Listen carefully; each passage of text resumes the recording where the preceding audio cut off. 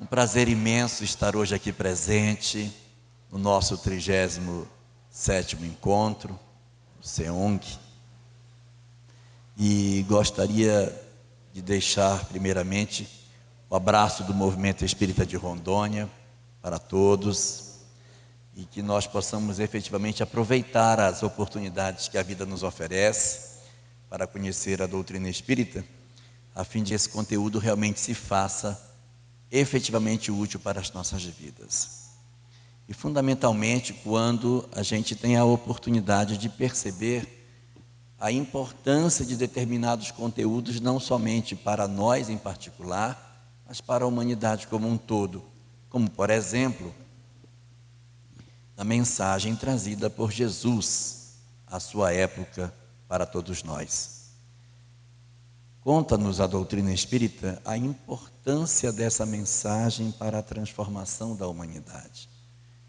É certo que já havia existido outros homens que haviam trazido mensagens curiosíssimas, como nos Vedas, como no Mahabharata, dentro do Bhagavad Gita mais especificamente, a mensagem de Krishna, a mensagem de Hermes Trismegisto, os trabalhos da Cabala, as questões de Sócrates, o pensamento de Confúcio, de Lao Tse, do Buda, todas eram mensagens extremamente interessantes. E a mensagem de Jesus, ela vinha exatamente trazer um pouco mais de informação nessa mesma direção.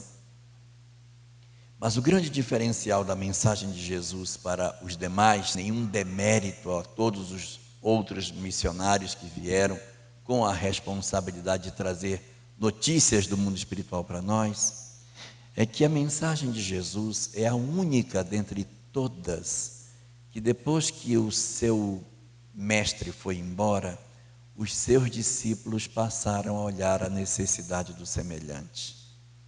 Se nós formos perceber todos os demais, Sócrates, Buda, Krishna e quem mais nós quisermos lembrar, nenhum desses mensageiros deixou a informação tão fortemente impregnada nos seus seguidores, a ponto deles terem criado imediatamente após a implantação dessa nova ideia, um trabalho de socorro aos que sofriam mais. Nós não temos isso. Esse é o grande diferencial de Jesus. A capacidade não somente de pregar alguma coisa, mas de impregnar a sua mensagem, de tal sorte que ele compromete aqueles que ouviram a sua palavra a se preocupar na transformação do mundo e no socorro aos que mais padeciam.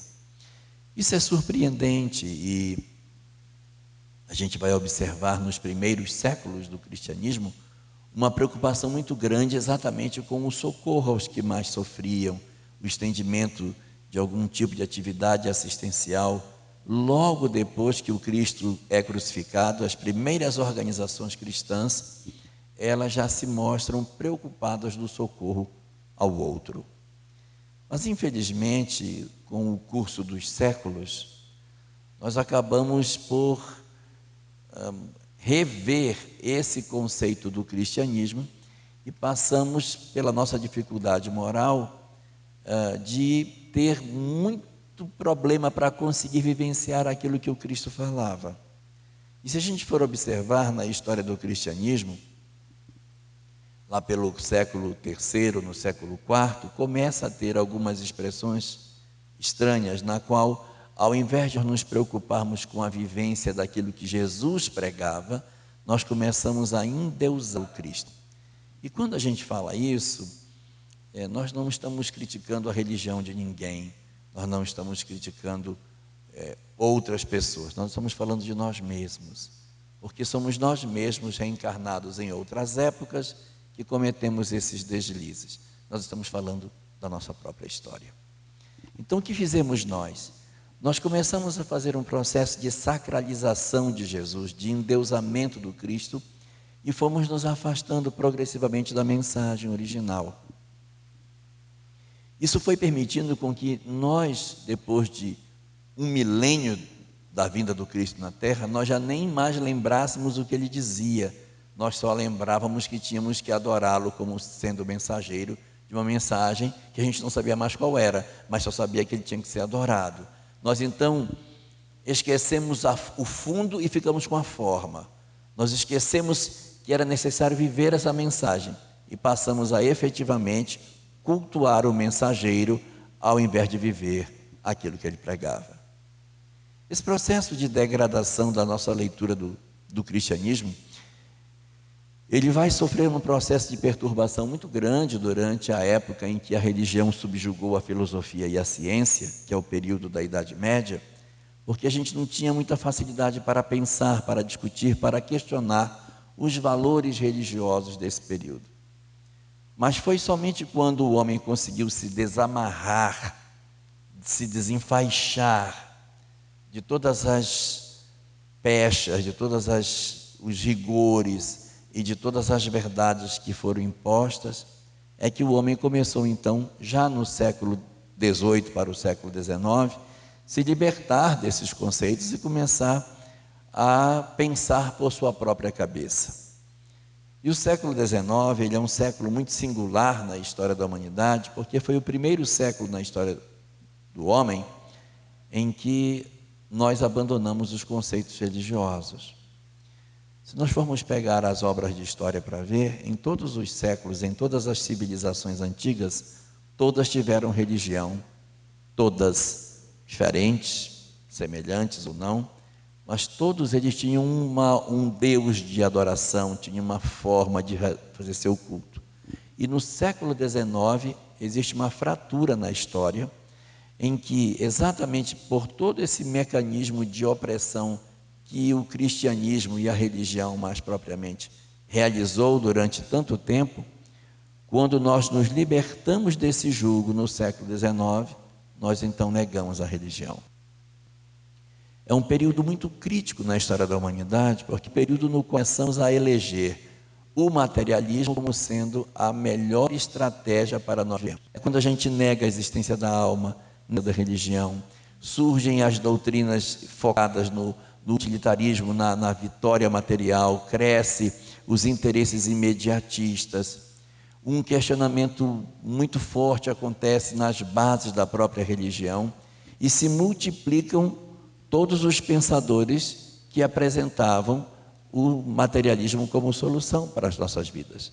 Suicídios são sugeridos, existe uma série de fenômenos psicológicos e até filosóficos que acontecem nesse período exatamente pela dificuldade que a gente tinha de lidar com o espiritual, considerando todo o fenômeno de opressão que nós sofremos durante os séculos que vieram antes desse. E é exatamente no século XIX, ali pelo ano de 1848, mais especificamente no dia 29 de março, que aconteceria um fenômeno que iria marcar a história da humanidade. É o fenômeno chamado acontecimento de Hydesville. É quando uma família faz uma comunicação com os espíritos durante 4 dias, 28, 29, 30 e 31. Durante essas 4 noites ninguém dorme e os espíritos ficam se comunicando por batidas com essa família. E esse fenômeno, o fenômeno de Hydesville, ele acaba sendo um fenômeno importante e as pessoas dizem, mas se ele é importante, por que ele não está na codificação kardeciana? Por que Kardec nunca citou nas suas obras básicas nada sobre a questão dos fenômenos que aconteceram nos Estados Unidos em 1848? O que faz Hydesville ser importante é porque ele é o primeiro fenômeno na história da humanidade que tem laudo atestando a sua veracidade. A Universidade de Nova York mandou 3 equipes sucessivas, uma tentando desmascarar a outra, e cada uma que vinha acabava afirmando que os fenômenos eram legítimos e percebia novos fenômenos que a anterior não tinha visto. Até que na última, o próprio reitor da universidade, Joseph Edmonds, vai até o local e ali, quando ele chega, muitos fenômenos novos são percebidos e o laudo final da universidade é colocado. Então, é um fenômeno que tem o seu valor exatamente pelo fato de ter sido estudado meticulosamente com a autoridade policial, com peritos, para que se tivesse, então, uma confirmação de que aquilo existia. Era muito importante, porque era um período assim, de muito materialismo, e isso era importante que fosse feito. E é aí, nesse eclodir desses fenômenos mediúnicos, que vão acontecer muitas atividades espirituais, que a gente conhece dentro da doutrina espírita pelo nome de mesas girantes, que vão atrair uma série de pesquisadores, entre eles a figura de Allan Kardec.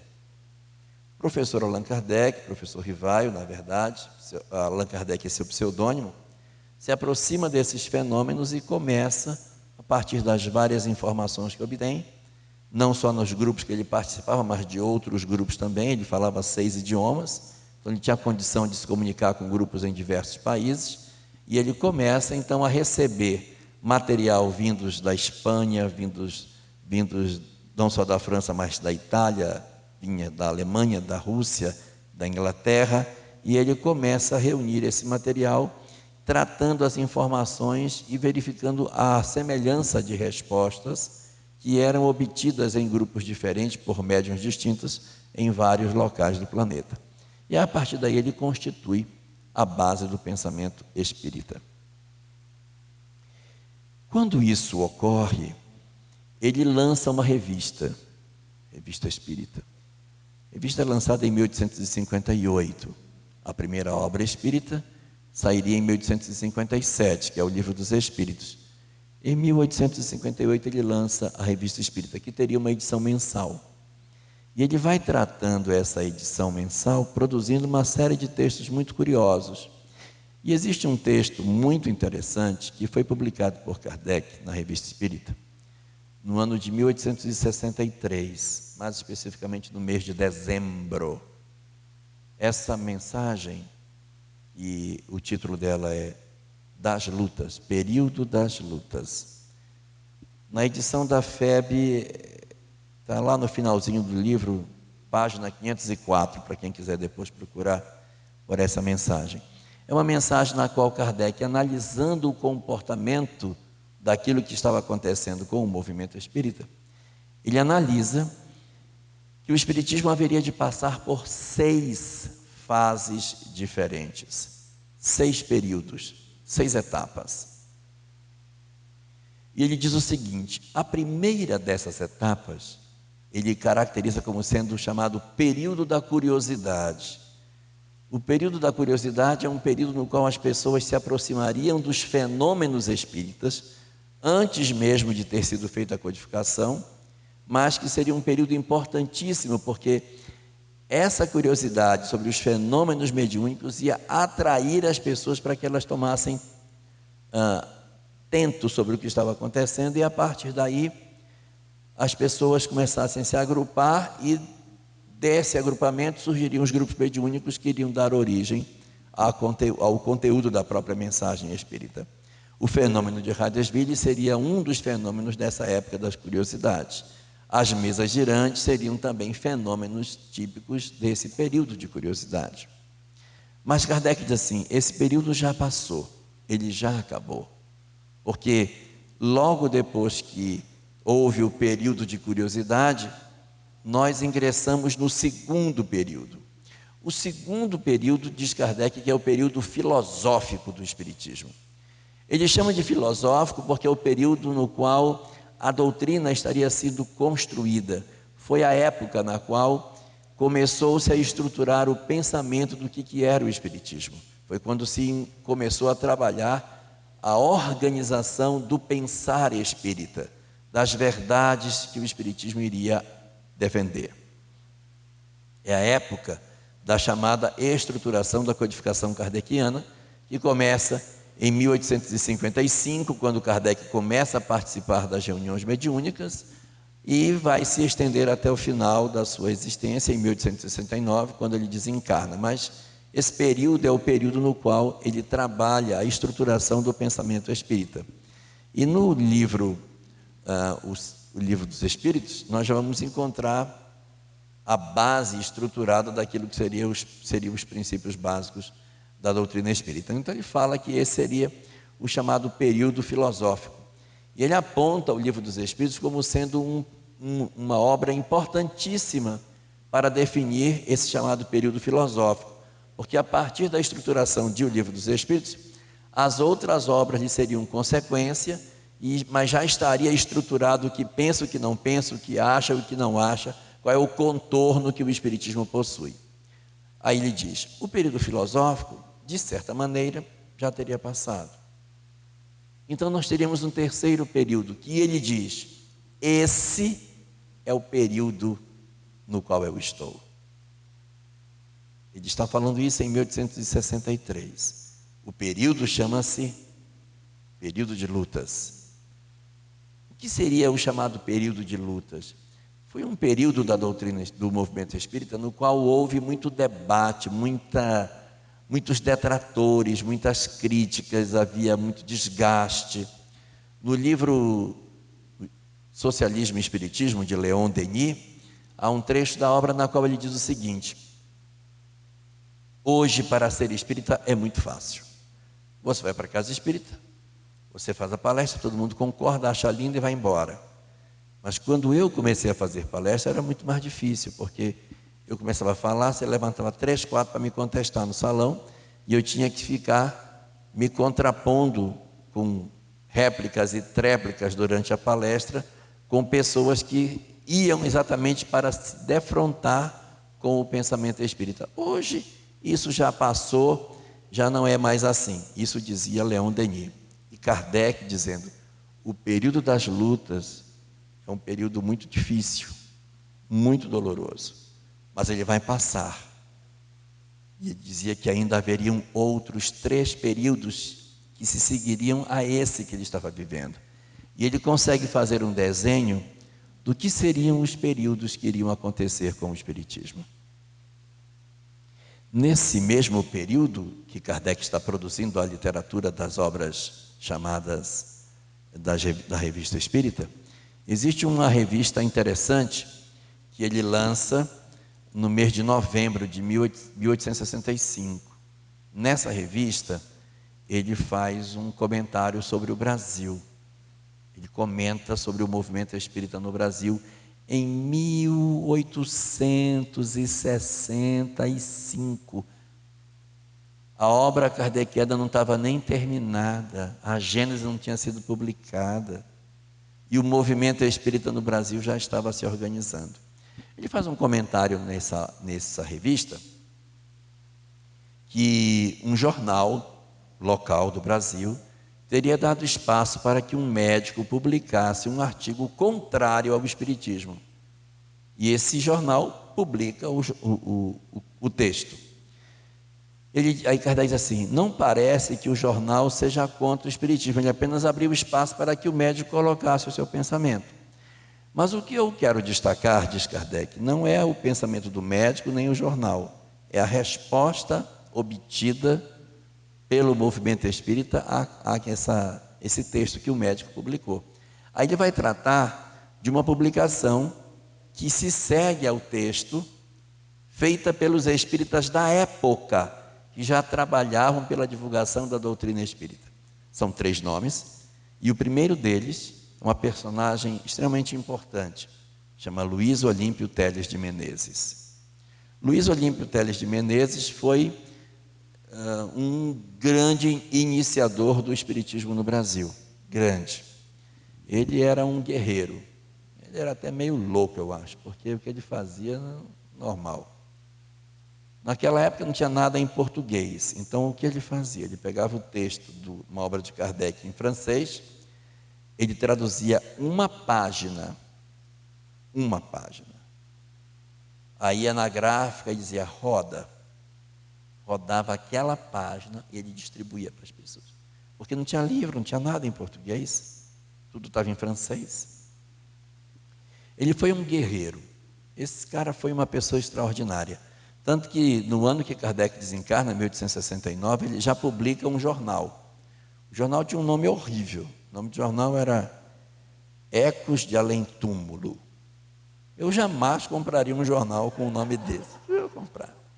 Não, mas Mas os livros espíritas antigos, eles tinham um nome meio esquisito. Você vê que a primeira obra de Chico é Parnaso de Além Túmulo. Imagine.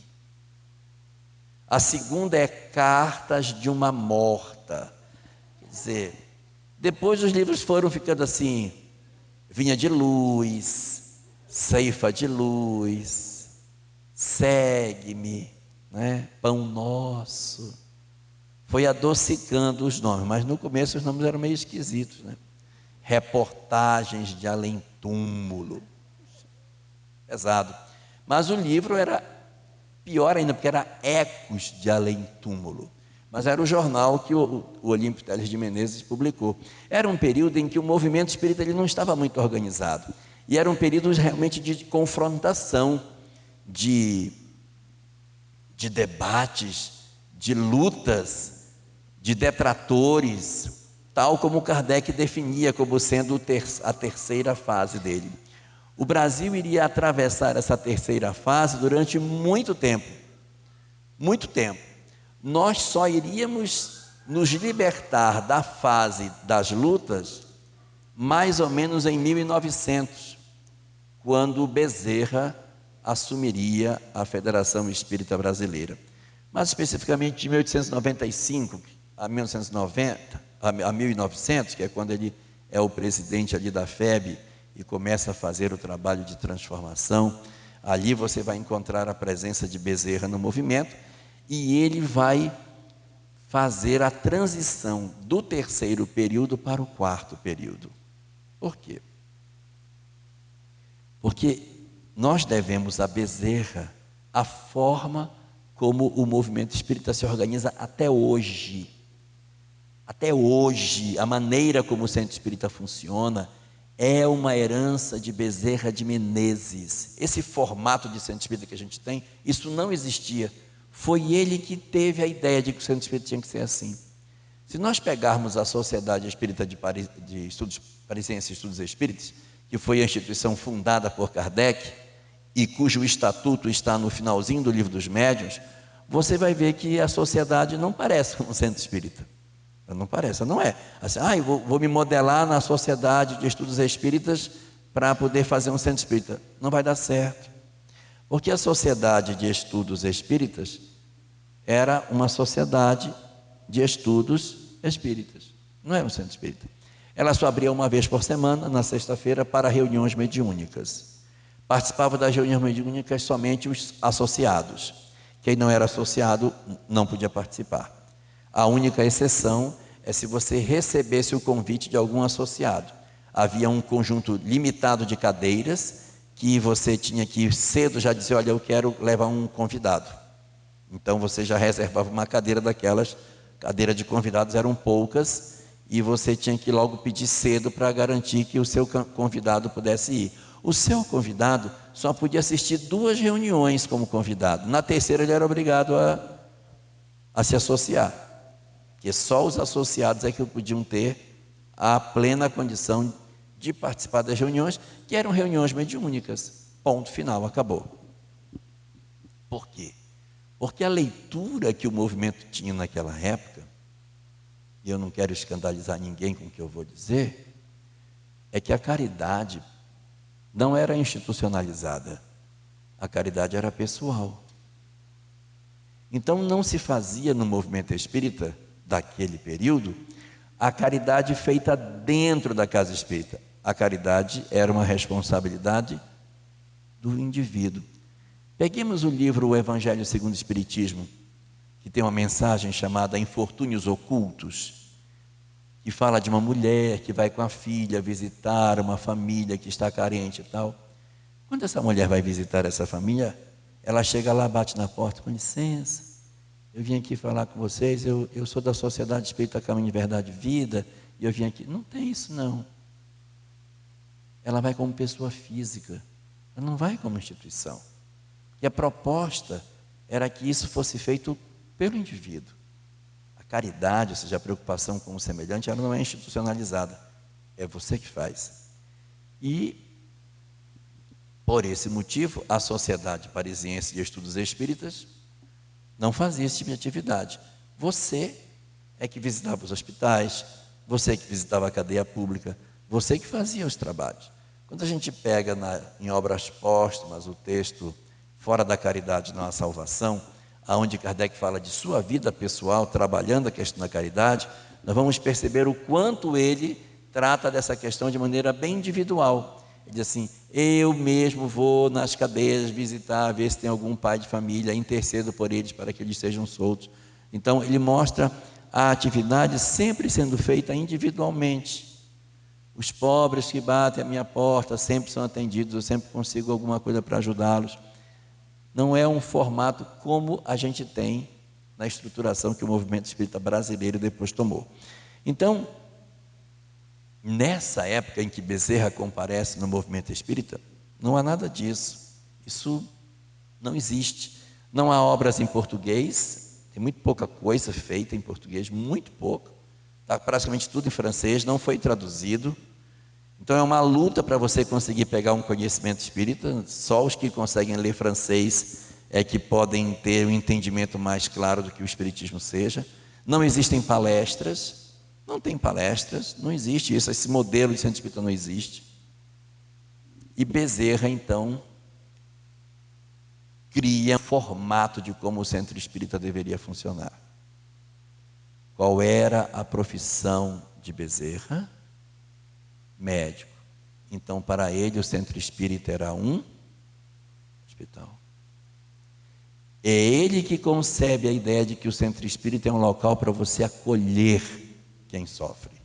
Ele retira da experiência profissional dele esse conceito e modela uma casa espírita com esse formato. A partir daí, a partir de 1900, você começa a ter o funcionamento das casas espíritas atuando no socorro às pessoas dentro das casas espíritas. As casas espíritas passam a prestar socorro. Uma coisa que se fazia muito naquela época do movimento espírita, receituário. As pessoas iam na casa espírita, doentes, e recebiam receituário, muitas vezes mediúnico. E era usado muita homeopatia. Muita homeopatia.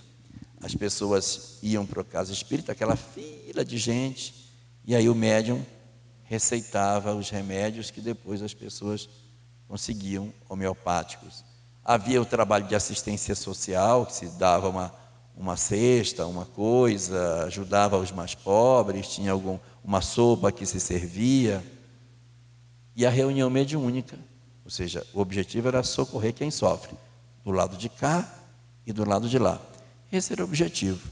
Então o centro espírita vai funcionar desse jeito durante muito tempo. E se nós formos olhar para aquilo que Kardec havia dito, a gente tem a sensação de que nós teríamos abandonado o período das lutas e teríamos ingressado na quarta fase.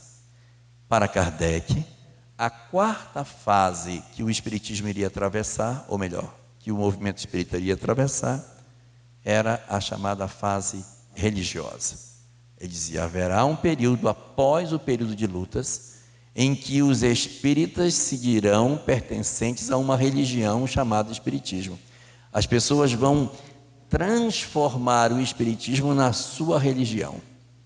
E isso vai ser o formato como elas vão trabalhar. E foi o que aconteceu. O movimento espírita brasileiro absorveu essa proposta e durante muito tempo nós trabalhamos o conceito da doutrina espírita como se ela fosse um credo religioso simplesmente. Até o processo científico, a gente não dá tanta atenção como dá atenção para os aspectos religiosos. E assim aconteceu, e o movimento espírita foi se desenvolvendo dentro do Brasil, dentro dessa perspectiva religiosa. A partir de 1940, há uma nova mudança no movimento espírita. O que aconteceu conosco? Nós vamos observar que, a partir de 1932, quando Chico publica a primeira obra, que é o Parnaso de Além Túmulo, começa a se dar uma produção mediúnica muito intensa de Chico, muito intensa. Na década de 40 é quando ele recebe obras importantíssimas, como Paulo Estevão, a série do André Luiz, muitos dos romances históricos dele são recebidos nesse período. Então, nós criamos uma literatura, que é uma literatura brasileira. As obras que eram em francês já estavam traduzidas para o português. Nós já estávamos numa nova fase. A pujança da produção mediúnica do Chico inspirava as pessoas a que houvesse mais centros espíritas com esse mesmo formato. Então, há um crescimento do interesse pela mediunidade no espiritismo brasileiro. E aí o que vai acontecer? Os centros espíritas se formam no modelo como se fossem centros mediúnicos. Aqueles que são mais velhos devem lembrar que há 60 anos atrás, você é dessa época, minha filha? O movimento espírita de 1940, 1950 é um movimento espírita muito mediúnico, muito mediúnico. E as reuniões mediúnicas são públicas, elas são abertas, com assistência. Quando a gente pega a obra de André Luiz, como por exemplo, Nos Domínios da Mediunidade, que é uma obra que trabalha a prática da mediunidade numa casa espírita, você vai observar isso muito claramente. Então isso não é para que ninguém tome o livro espírita como, olha, esse livro é um exemplo de como deve ser a casa espírita. Não, ele é uma referência, mas ele não é um exemplo. Então você vai, olha como é que funciona, os espíritos como é que se comunicam, mas eu não posso pegar aquela prática mediúnica de 1940 e dizer, olha como o André Luiz diz que tem que ser. Não, ele não está dizendo que tem que ser assim. Foi o que ele encontrou, ele foi na casa espírita e encontrou uma reunião mediúnica com assistência, as pessoas davam passividade na assistência. Isso tudo está no livro Nos Domínios da Mediunidade, o que não quer dizer que ele esteja validando esse tipo de prática. Mas, durante o período no qual essa mediunidade de Chico ela é bastante forte, nós temos uma multiplicação muito grande de casas espíritas onde as pessoas davam uma atenção muito grande para o mediúnico e não para o estudo. As próprias obras eram produzidas para que se estudasse e a gente não estudava. Era até uma coisa meio esquizofrênica, né? Porque a produção mediúnica trazia livros e eu via os livros chegando e disse, muito bom, vamos fazer mais mediunidade, mas ninguém estava preocupado com ler esse livro. O que não quer dizer que não existisse casas que lessem e que estudassem, mas não era uma prática no movimento espírita brasileiro. Nós não tínhamos isso como prática. E a partir do momento em que essa produção de Chico começa a vir a lume e as pessoas começam a ter contato com o pensamento de Emmanuel, fundamentalmente, nós descobrimos uma segunda dimensão dentro da casa espírita. Até então, nós vivíamos o modelo apresentado por Bezerra. O centro espírita é um hospital. Mas a partir do momento em que a gente toma a percepção daquilo que Emmanuel coloca, o centro espírita cria uma nova dimensão. Ele é um hospital, verdade, mas ele é também uma oficina.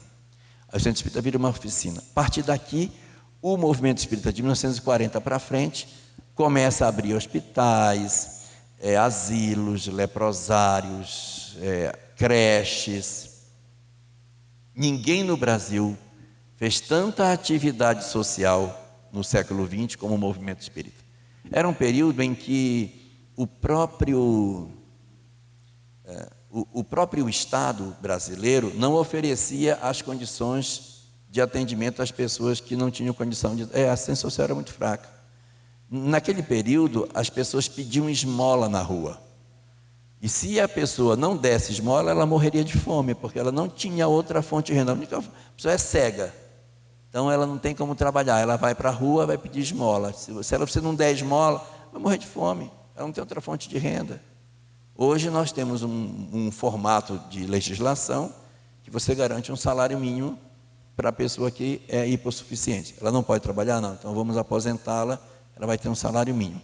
Ela pode até pedir esmola, mas ela existe um salário mínimo. É uma condição diferente do passado. Então o movimento espírita foi muito útil à sociedade brasileira, porque ele abriu hospitais, ele abriu dezenas de instituições de socorro. E nós fomos reconhecidos dentro da história do século XX no Brasil como a instituição que mais produziu socorro aos que padeciam, amparados na frase: fora da caridade não há salvação. Nós nos abraçamos nessa proposta e a partir daí nós começamos a fazer um trabalho maravilhoso de caridade. Esse fenômeno vai acontecer, nós vamos continuar trabalhando com isso até aproximadamente a década de 70. Na década de 70 tem uma nova mudança no movimento espírita. Em 1975, surge em São Paulo, pela Federativa de São Paulo, um trabalho que era um projeto intitulado Comece pelo Começo, que era uma tentativa de estimular as pessoas a estudar a obra de Kardec, porque as pessoas tinham esquecido de estudar. Tinha saído tanta obra, tanto romance, tanta coisa, a pessoa estava fazendo tanta coisa e Kardec estava sendo esquecido. Comece pelo começo. E uma proposta para que se começasse a estudar efetivamente dentro da casa espírita. Isso não era assim. Os que são mais velhos devem lembrar que o movimento espírita de 1960 estudava pouco. Era um movimento mais de reunião mediúnica e atividade assistencial. A pessoa vinha para casa para quê? Para fazer uma assistencial e participar da reunião mediúnica. Palestras, poucas casas tinham. Não era uma prática tão importante. Importante na casa era ter a mediúnica e importante era ter o trabalho assistencial. Como é que você vai ser espírita e não ter um trabalho assistencial na casa? Então tinha que ter o trabalho assistencial e tinha que ter a reunião mediúnica. A partir de 75, com esse Comece pelo Começo, vem uma nova onda no movimento, que é a onda de estudos.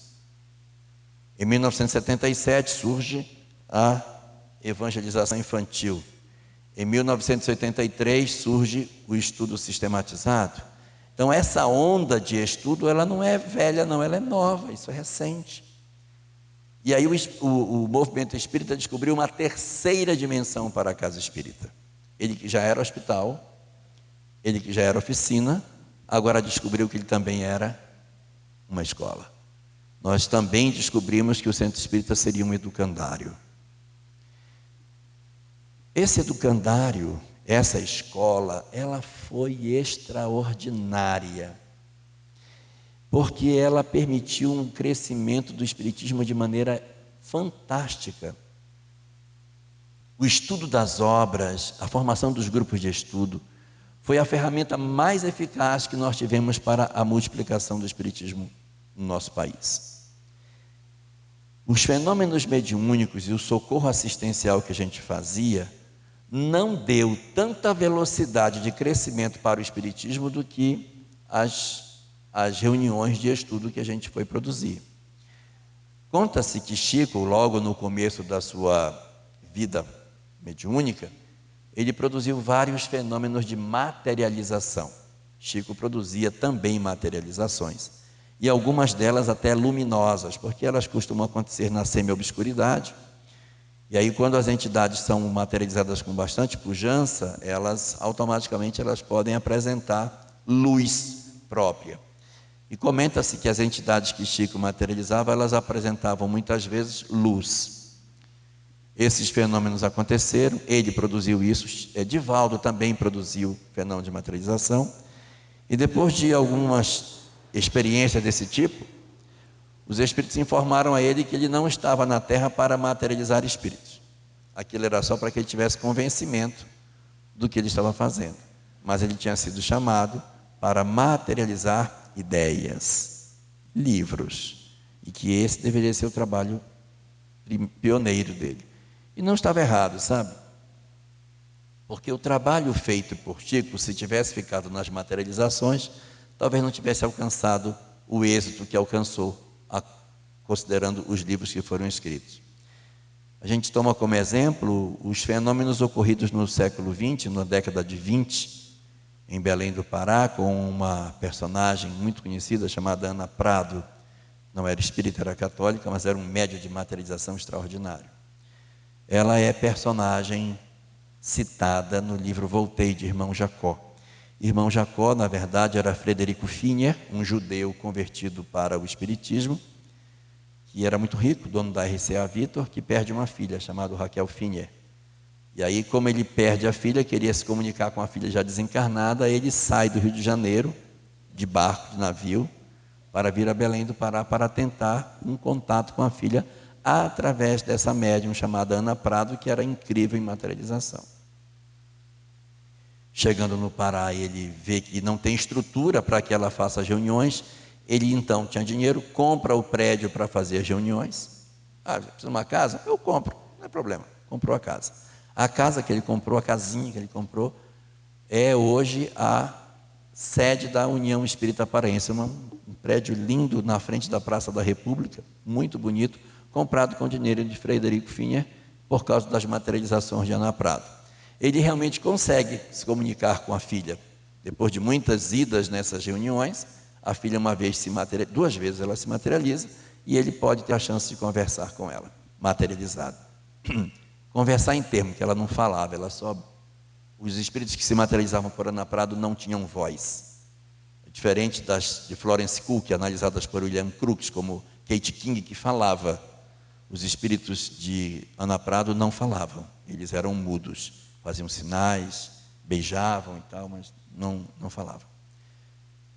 Isso aí depende da capacidade do médium para produzir um fenômeno mais ou menos eficaz. Alguns espíritos até que Ana Prado materializava não tinha pé, porque ela não conseguia materializar o corpo inteiro, só a altura do joelho dali para baixo. Por isso que os fantasmas, o pessoal não tem pé, porque quando materializa nem sempre faz pé. Florence Cook, que materializava Kate King, ela tinha pé, dançava, cantava, bordava, tirava sangue, cortava cabelo, fazia tudo. Mas os fenômenos de Ana Prado foram incríveis. E o pesquisador da época, que chamava-se Ettore Bosio, que foi quem registrou tudo, bateu foto, era quem acompanhava os fenômenos, ele fez um livro de ata, e todo mundo que ia, ele anotava o nome das pessoas. Depois dos anos que Ana Prado produziu os seus fenômenos de materialização, ele resolveu fazer uma contagem, ver quantas pessoas tinham ido, tirando as repetições. Mais de 400 pessoas assistiram os fenômenos de materialização de Ana Prado. Mais de 400. 2 se tornaram espíritas. O que prova que o fenômeno convence, mas ele não converte. Se Chico tivesse feito isso, talvez nós não estivéssemos aqui.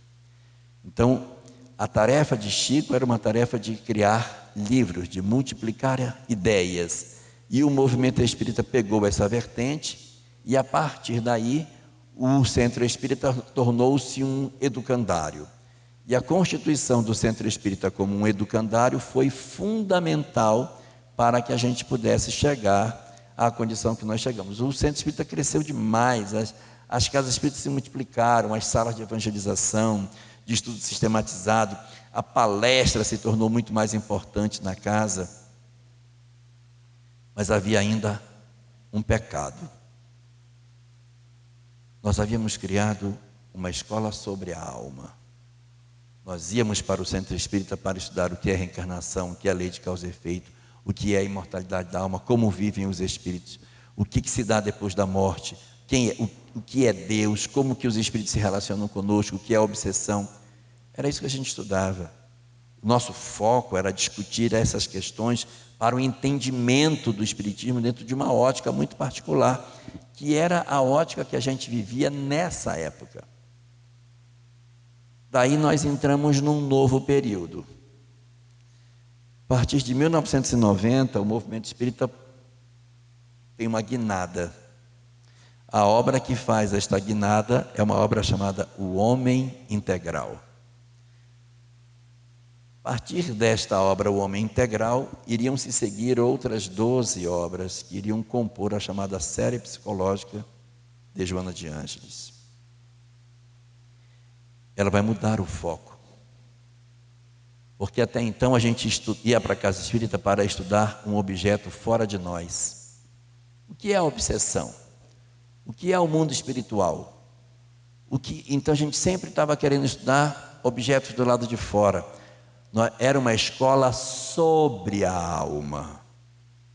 Mas a partir dessa releitura do que a gente pode estudar, nós passamos a ter uma visão diferente E ao invés de fazermos uma escola sobre a alma, nós criamos uma escola para a alma. A proposta que a gente vive hoje é uma proposta diferenciada, de a gente se voltar para que a gente interprete a nossa própria história diante dos conceitos espíritas. E isso é muito consentâneo com o que Kardec analisava quando falava das 6 fases que o Espiritismo tinha. Ele dizia o seguinte: o Espiritismo vai passar por um período religioso e depois ele vai viver uma nova experiência. Aí diz Kardec: eu não sei dizer o nome desse período, eu não sei dizer o nome, mas quando ele vier, aqueles que nele viverem irão dar nome a essa etapa do Espiritismo. Na falta de uma palavra melhor, eu vou chamar este período de chamá-lo como período intermediário. Então, nós temos o período da curiosidade, o período filosófico, o período de lutas, o período religioso e depois o período intermediário. O período intermediário seria um período de deslocamento ou de descolamento nosso dessa leitura religiosa, porque, de certa maneira,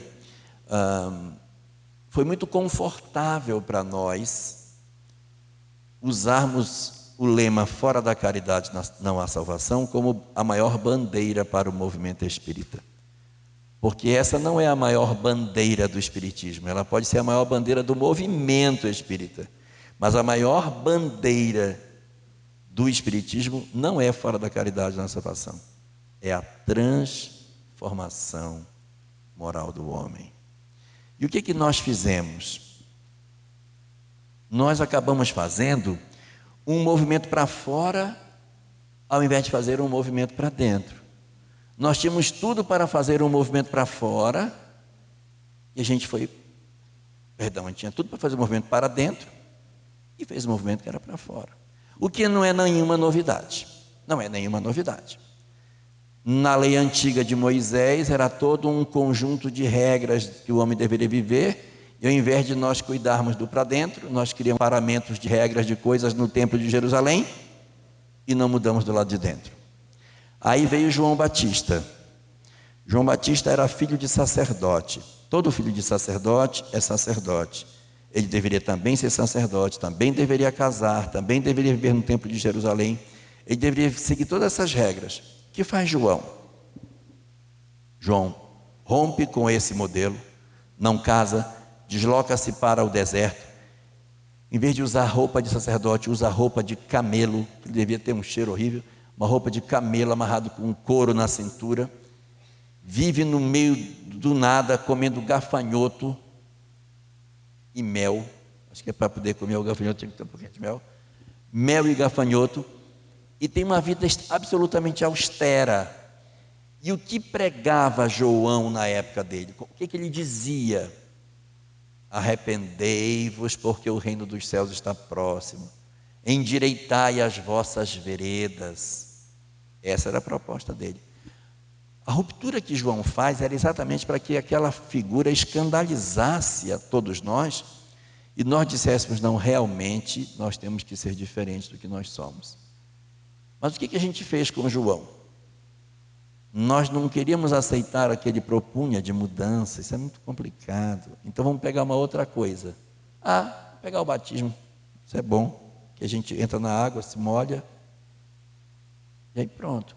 Ao invés de ir para dentro, nós fomos para fora. Nós fomos fazer um culto exterior. A gente disse: não, já me batizei, então agora eu estou um espetáculo, já tomei água, me molhei, agora eu sou outra criatura em Cristo Jesus. Pronto.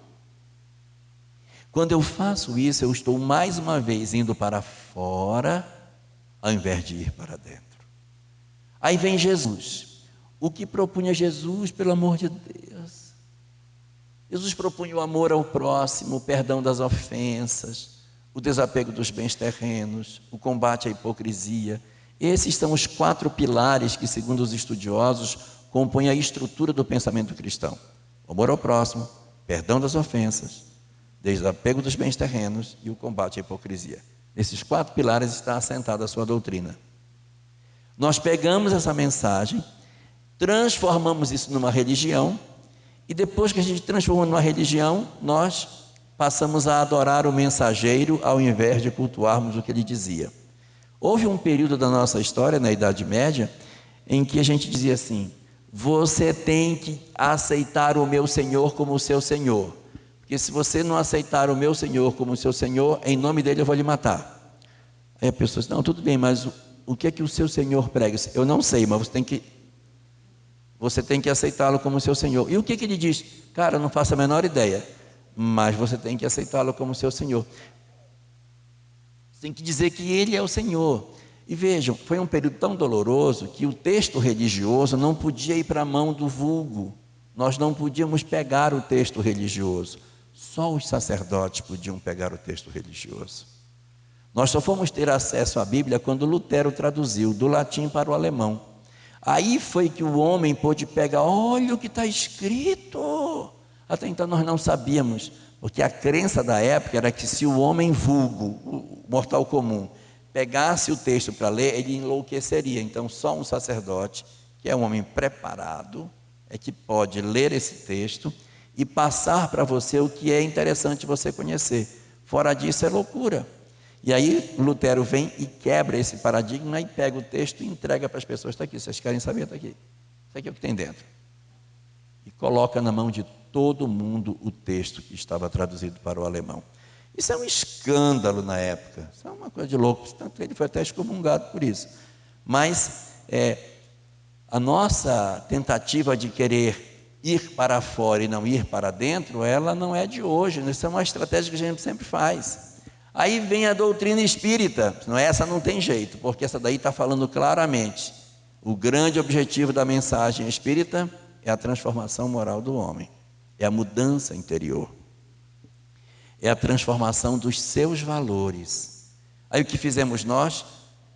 Tomamos o movimento espírita e criamos uma casca de tal forma que eu não preciso me mudar, porque eu tenho uma tarefa que eu executo na casa e que é, entre aspas, a minha salvação. Então, quando chega no domingo, eu boto meu aventalzinho e vou fazer a sopa. Aí eu começo a cortar aqueles legumes ali. E a antipática, ela não veio, né, hoje? Não veio, graças a Deus. Aí, o meu departamento é o corte da cenoura. Então eu não tenho nada a ver com o corte da cebola. Isso é do seu departamento. Se você não veio, vai ficar sem cebola a sopa, porque a minha responsabilidade é essa. Terminou a sopa, eu penduro o meu avental e digo: Senhor, estou justificado diante de ti. Então, veja como a gente torceu o que deveria ser feito, quando na verdade o grande objetivo seria que nós fizéssemos a nossa transformação moral. Nós estamos fugindo disso há milênios. Eu não sei mais o que Deus pode fazer para nos ajudar a encontrar esse caminho para dentro, porque Ele tem muita paciência, porque, meu Deus, olha, eu não conheço nenhuma doutrina que seja mais clara do que o Espiritismo. Não conheço. Não tem parábolas, não tem imagens, é tudo às claras. E está dito que o objetivo é que a gente se transforme, que nós busquemos uma relação de nós para conosco mesmo, que a gente faça o caminho para dentro. Mas eu não sei por que a gente não quer fazer. O caminho para dentro significa conhecer-se para começar a mudar. Essa é que é a grande questão, é descobrir-se. Existem algumas pessoas que equivocadamente acham que o objetivo do Espiritismo é o autoconhecimento. Não é. O objetivo do Espiritismo não é se autoconhecer. O objetivo do Espiritismo é se transformar. Só que para se transformar, tem que se conhecer. Senão, se eu não sei quem sou eu, não consigo mudar. Mas o autoconhecimento é o meio do caminho. E o que é pior, existem 3 coisas que podem acontecer quando a gente se autoconhece.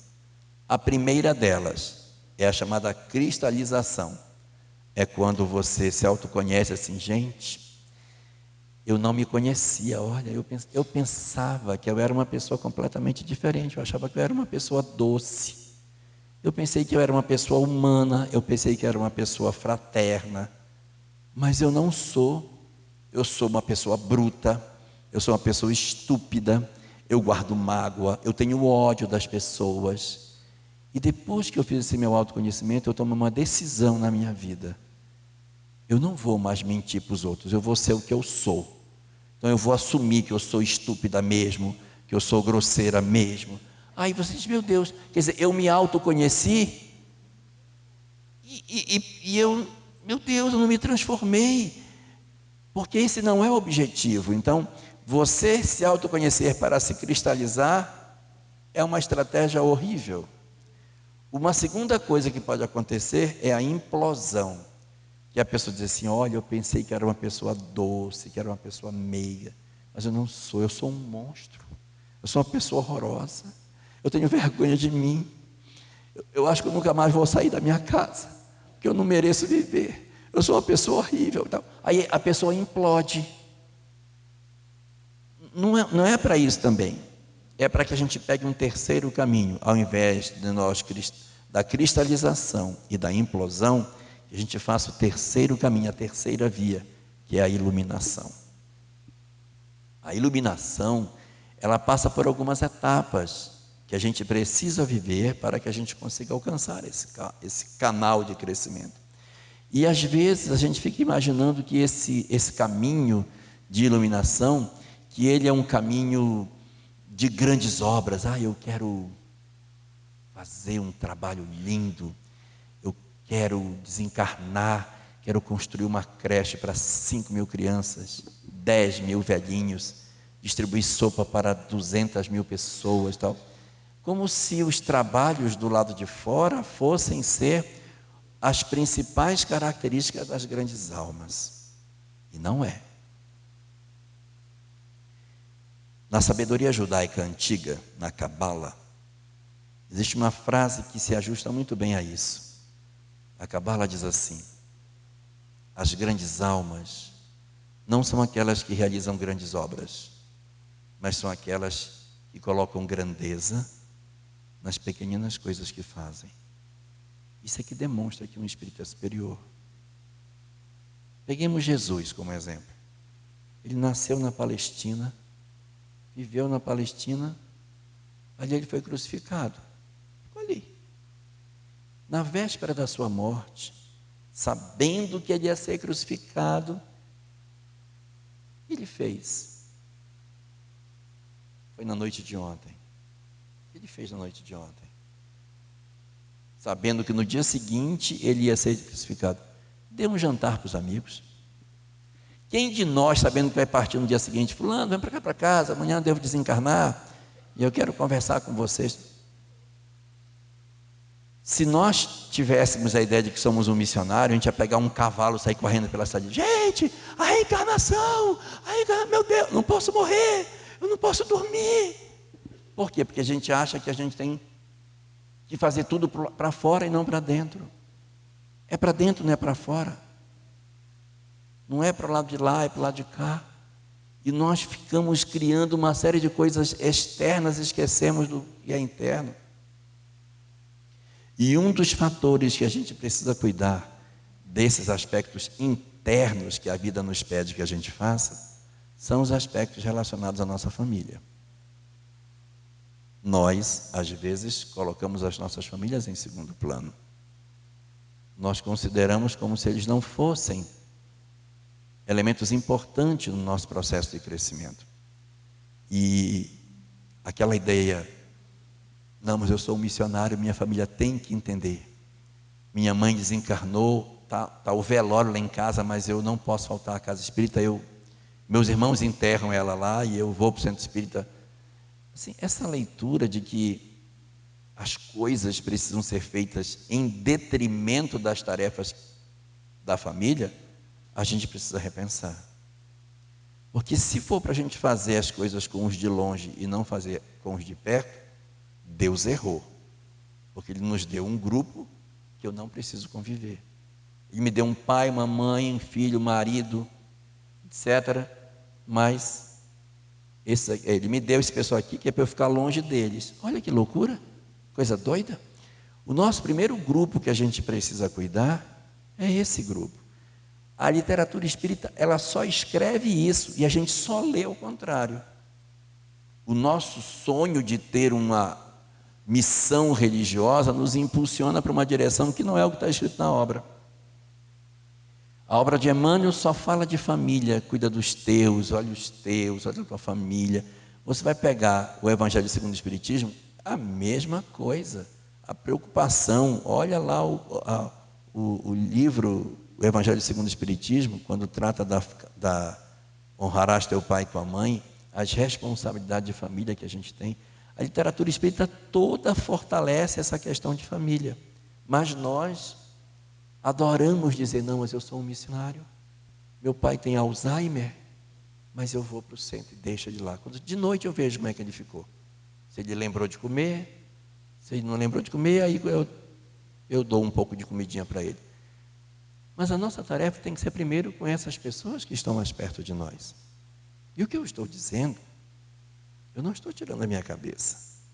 Peguem a Revista Espírita de 1865, mês de agosto, na FEB, página 340, há uma mensagem chamada As Chaves do Céu. Essa mensagem, Lacordaire responde a uma pergunta sobre a questão da importância da família diante da questão da caridade. Seria assim: como é que fica a família considerando os aspectos da caridade que a gente tem que fazer? Fica onde nessa história? E aí, a mensagem é a resposta para essa pergunta. E nessa mensagem, Lacordaire estabelece 5 degraus, que são os 5 degraus da caridade. Ele diz que, se a gente tem que exercer a caridade, e nós temos grupos diferentes de pessoas para atender, qual seria a hierarquia que eu deveria seguir para atender a esses diferentes grupos que eu tenho? E ele coloca 5 degraus. Querem que eu conte os 5 degraus? Se quiserem eu pulo. Vou contar para vocês. Primeiro degrau, diz assim: aqueles aos quais devemos dar as nossas primeiras esmolas, aqueles a quem devemos cuidar, proteger antes de todos, são eles, 2 pontos, cônjuges e filhos. Ok? Esses são os primeiros que a gente tem que cuidar. E aí ele passa uma boa parte da mensagem destacando a importância de você ter responsabilidade com seus filhos, de você ter responsabilidades com sua esposa, com seu esposo. Aí ele trata esse como sendo o primeiro degrau. Segundo degrau. Qual é o segundo degrau da caridade? Diz ele: no segundo degrau estão os autores dos vossos dias. Quem são os autores dos nossos dias? Pais e mães. E por que ele não ficava? Por que ele não botou assim que era mais curto? Pai e mãe. Vai botar os autores dos vossos dias. Por que não botou pai, mãe? Isso era uma pergunta. Porque não é só pai e mãe? Quem pode ser? Não. Os autores dos vossos dias. Quem são os autores dos nossos dias? Os que tiverem sido autores dos nossos dias. Aí ele destaca: aqueles que vos alimentaram, que vos cuidaram, que vos protegeram nos primeiros dias da adolescência, que guiaram os vossos passos. Quem foram? Pode ser minha madrinha, pode ser minha tia, pode ser minha irmã mais velha, que minha mãe faleceu, minha irmã mais velha foi que me assumiu. Pode ser quem quer que seja, mas alguém que teve a responsabilidade de me cuidar quando eu era criança. Pode até ser pai e mãe também, né? Mas pode ser outras pessoas. Aí ele diz: Este é o segundo degrau e às vezes assume o papel de primeiro. Haverá vezes em que esses que são os autores dos nossos dias assumirão tamanha importância que se tornarão mais significativos do que mulheres e cônjuges, em determinadas circunstâncias, ou se eu não for casado e não tiver filho. Eles assumem o primeiro papel, eles vão para o primeiro degrau. Está claro o que eu estou dizendo? Primeiro degrau, cônjuges e filhos. Segundo degrau, os autores dos vossos dias. Degrau número 3, vossos irmãos consanguíneos. E a gente diz assim, não, esse cara é muito difícil, não quero nem ouvir falar dele. E nós nos afastamos dos nossos irmãos consanguíneos. Quando ficamos adultos, às vezes perdemos completamente os laços. Eles dizem que esses são o terceiro degrau que a gente tem que cuidar. Porque não faz muito sentido a gente receber irmãos e não ter vínculo com eles. Esquisito, né? Mas eles comentam a necessidade que a gente cuide desse terceiro degrau.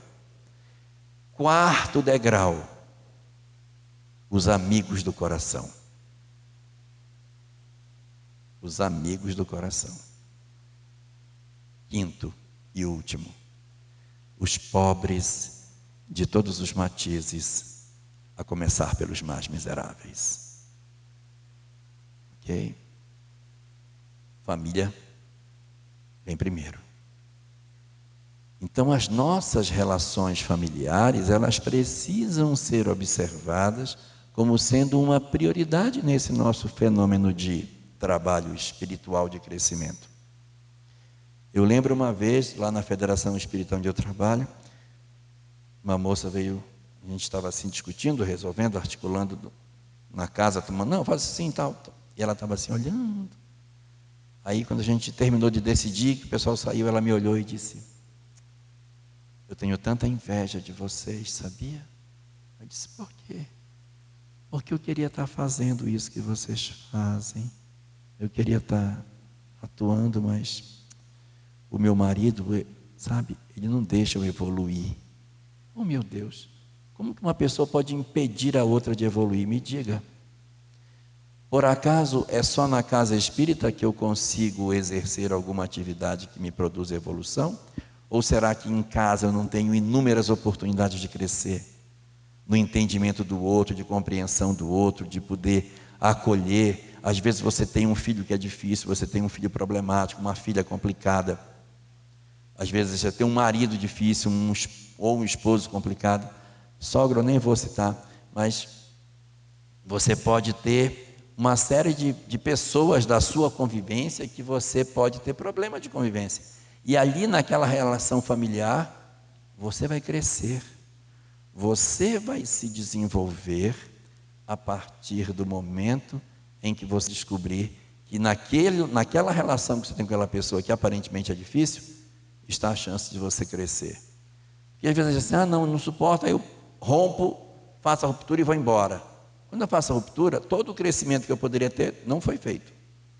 Eu fiz uma ruptura, então olha, não dá. Quando eu faço isso, eu automaticamente me credencio para uma repetição de experiência. O mais provável de acontecer é uma repetição de experiência. Não que a gente vá obrigatoriamente ter que suportar todo tipo de coisa, violência, agressão, dizer, não, vou ficar porque não posso abandonar. Quando esbarra na questão do crime, a conversa é outra.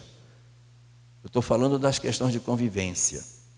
E aí uma regra prática para a gente se cuidar é o seguinte: todos aqueles que são parentes e que não podem ser a gente nunca deve abandonar.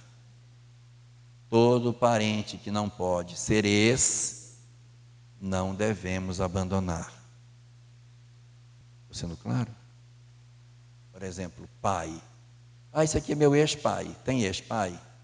Então não largue da mão dele. Tem ex-mãe?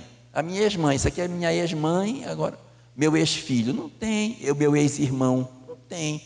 Então, aqueles que não podem ser a gente não pode abandonar. Eu quero lembrar vocês que o artigo 1275 do Código Civil diz que não existe ex-sogra também, tá? Só para para lembrar os presentes. Você pode até largar o marido, mas a sogra vai continuar sendo sogra. Tecnicamente, ela pode até ser dita que é ex, mas ela tecnicamente é sogra. Muito bem. Cunhado, existe ex-cunhado, tá? Mas na legislação não existe ex-sogra. É mole. Muito bem. Então, a gente não deve abandonar a mão daqueles que estão conosco, que estão crescendo com a gente. Você tem um filho difícil, não solta da mão dele. Não larga. Segue. Avança com ele. Não desista dele. Essa é a grande proposta, porque isso vai fazer a gente crescer. De que adianta esse espiritismo que a gente só trabalha por lá de fora? É para isso mesmo. Nenhum de nós teve a oportunidade de conhecer a doutrina espírita para fazer graça com o que sabe. Todos nós que recebemos o conhecimento espírita é porque, mais cedo ou mais tarde, você vai se defrontar com uma prova que só a doutrina espírita pode dar a vitória. Vitória, estou falando, espiritual, né? Você tem uma relação familiar dificílima. Se você não conhecesse a doutrina espírita, você dava um chute no balde e pronto. Você vai enfrentar uma doença e você precisa da fortaleza da imortalidade para atravessar a perda de um ente querido, que você vai se sentir destroçado. A doutrina espírita vem, colhe você, senão você vai se reencontrar com ele. Isso é só temporário. Isso é muito importante. Você vai ter um revés financeiro, vai perder tudo na vida. Calma. Isso não é tudo. A vida não é só isso. A vida é mais do que isso. Então, essa informação espiritual, ela vai ser muito importante para que a gente consiga dar a boa solução. Só que a gente precisa, efetivamente, saber usar esse conteúdo. Isso aqui, o conhecimento espírita, não é para a gente chegar no nosso trabalho e ficar rodando num pé só falando: eu sei, vocês não sabem. Não é para isso. Não é para você ficar rotando o conhecimento nos outros. Quer que eu diga para você? Aí fica aquela rodinha em volta. E depois da morte? Depois da morte.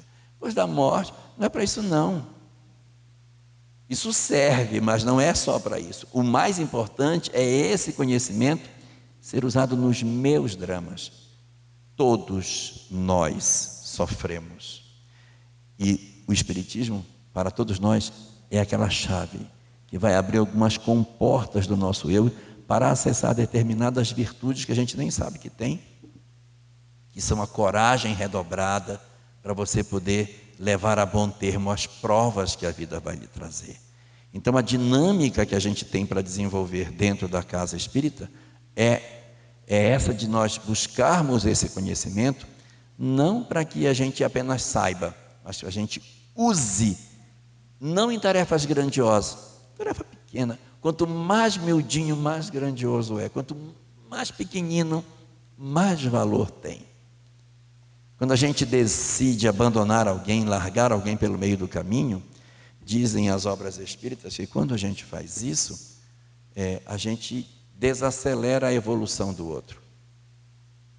Eu confundi vocês com o que eu disse? Quando eu abandono alguém, desacelera a evolução dele. Isso está no livro Evangelho segundo o Espiritismo, no capítulo sobre benefícios pagos com ingratidão. Lá que está dito isso. Quando você desiste de outro alguém, aquele que foi desistido diz: eu não dei certo, mas também até minha mãe me abandonou. Então ele se conforma com essa decisão da mãe e ele se acomoda na posição dele.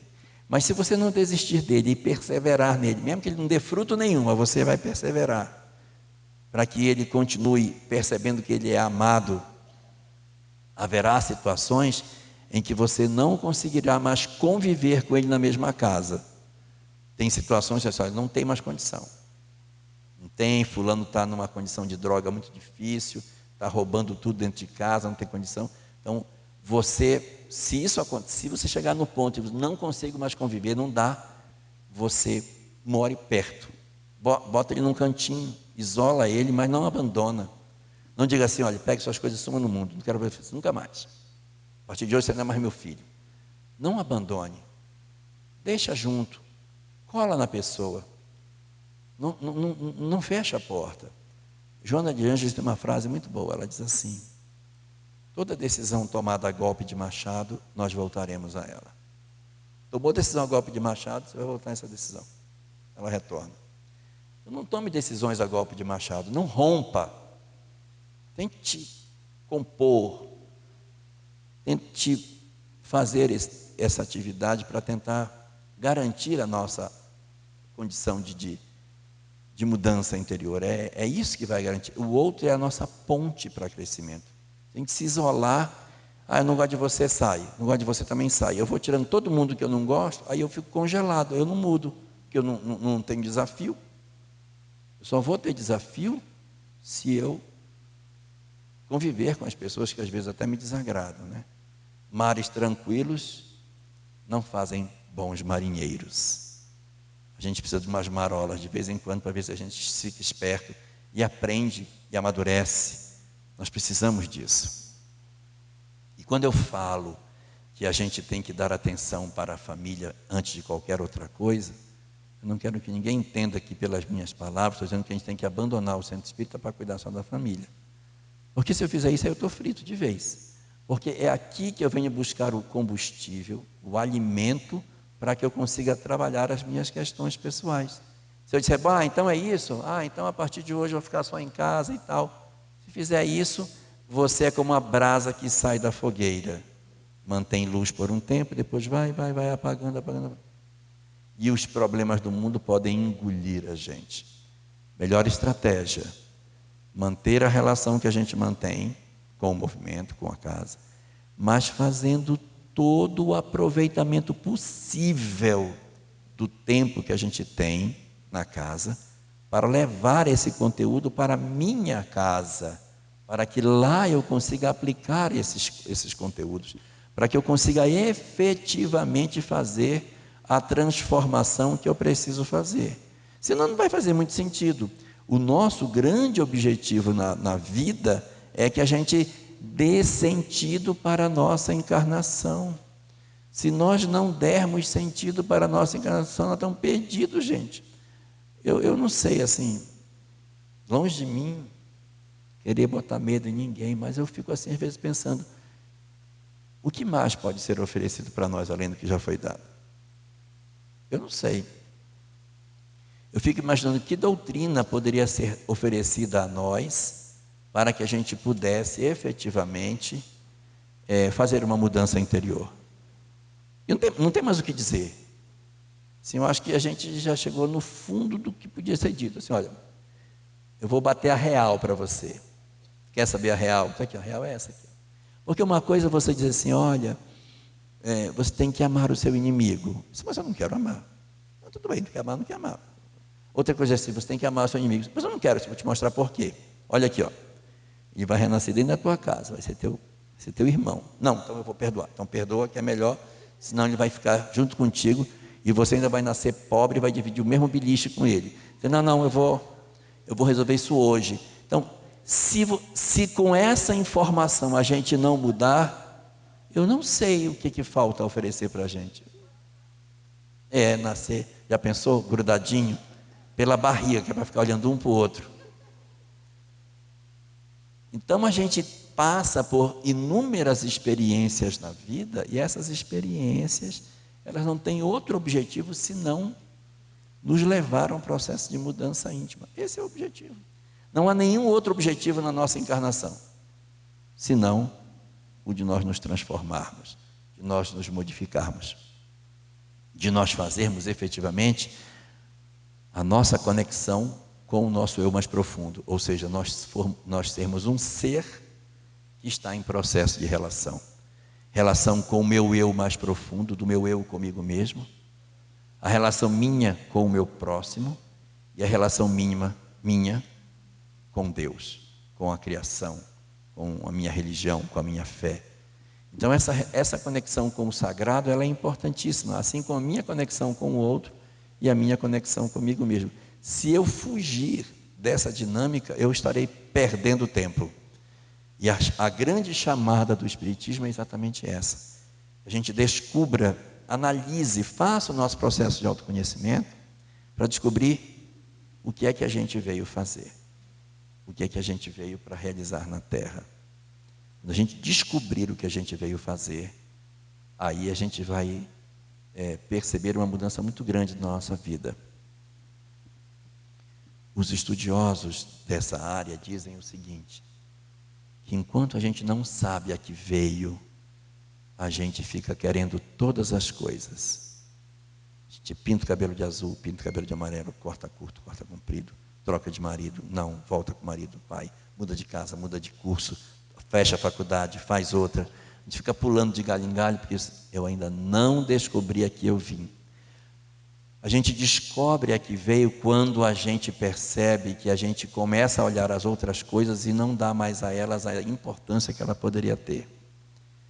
Ou seja, em resumo, nós descobrimos a que viemos quando nós percebemos a desimportância de tudo aquilo que a gente sabe que não é nosso objetivo de vida. E para fechar, a gente poder ir para o nosso almoço,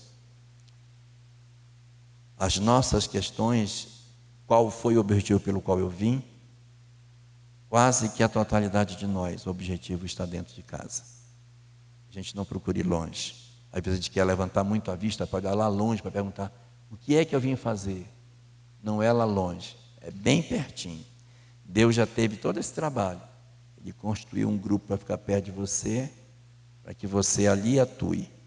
Ali você vai se movimentar e poder ajudar as pessoas que estão em seu redor e ao mesmo tempo se ajudar, se transformando na convivência com eles e fazendo a sua conexão com o divino. Se a gente fizer essa conexão com o sagrado, a partir da relação com o próximo, nós teremos alcançado o objetivo da nossa encarnação. Teremos nos reconectado com a vida, porque a gente precisa se conectar com o divino, com o outro e conosco mesmo. Senão a gente vai perder tempo, estaremos ocupando o espaço de Deus em vão. Então que a gente reflita sobre todas essas questões, analise em que a gente pode melhorar a nossa convivência conosco mesmo, porque a gente pode se ver livre de todo mundo nessa vida, mas a gente nunca vai ser livre de nós. Vamos conviver com a gente o resto da vida. Então que a gente cuide de nós mesmos para que nós sejamos efetivamente felizes. E a doutrina espírita dá todas as ferramentas para fazer isso. A gente só tem que fazer uma coisa: parar de ir para fora e começar a ir para dentro. Ok? Muito obrigado.